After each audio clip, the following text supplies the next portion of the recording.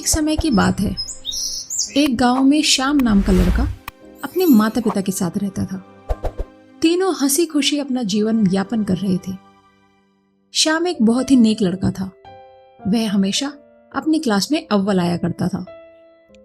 सब कुछ ठीक चल रहा होता है, परंतु एक दिन एक सड़क दुर्घटना में श्याम के पिता की मृत्यु हो जाती है।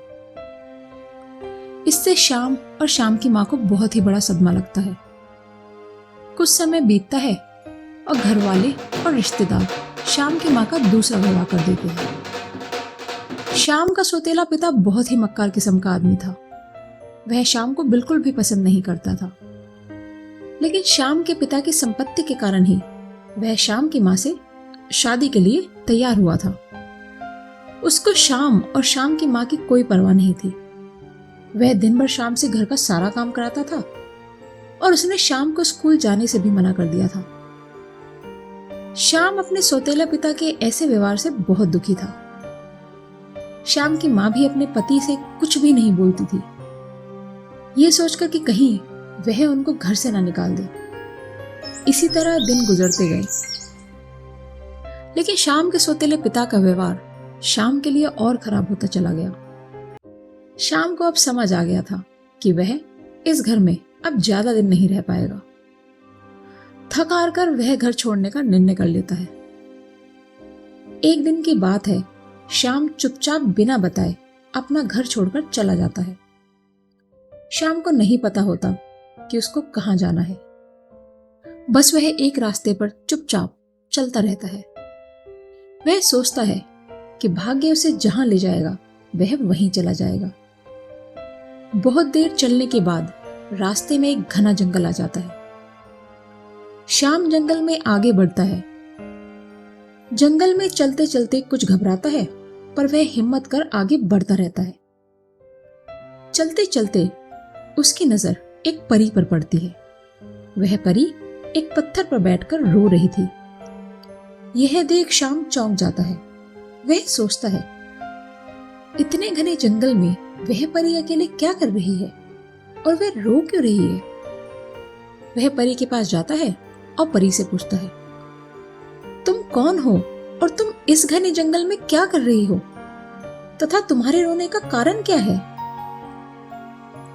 मेरा नाम सोनम परी है। मैं परीलोक से आई हूँ। मुझे घूमने फिरने का बहुत शौक है। इसी कारण मैं पृथ्वीलोक पर घूमने आई थी तथा घूमते घूमते मेरी जादुई छड़ी इस जंगल में कहीं गुम हो गई है। मैंने अपनी छड़ी को बहुत ढूंढा, लेकिन मुझको अपनी छड़ी कहीं नहीं मिली। अब बिना छड़ी के मैं परीलोक भी नहीं जा सकती। इसी कारण मैं रो रही हूं। परी की यह बात सुनकर श्याम को परी पर बहुत दया आती है।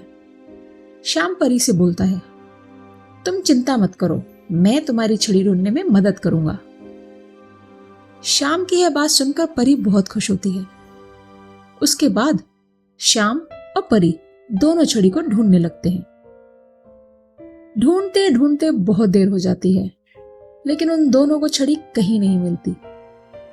वह दोनों छड़ी को ढूंढना बंद ही करने वाले होते हैं।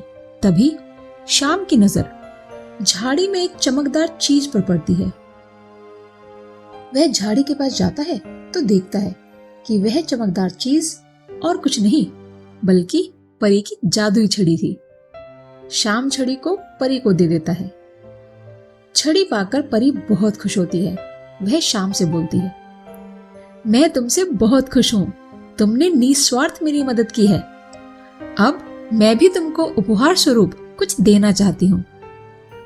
इतना कहकर परी अपनी छड़ी घुमाती है और वहां पर बहुत सारा सोना और चांदी प्रकट हो जाता है। यह सब कुछ देखकर श्याम बहुत खुश होता है। परी श्याम से बोलती है, यह सारा सोना और चांदी तुम्हारा है। इस सोने चांदी से तुम अपना पूरा जीवन आराम से गुजार सकते हो। परी की बात सुनकर श्याम परी को धन्यवाद करता है। इसके बाद परी श्याम से विदा लेकर परीलोक चली जाती है।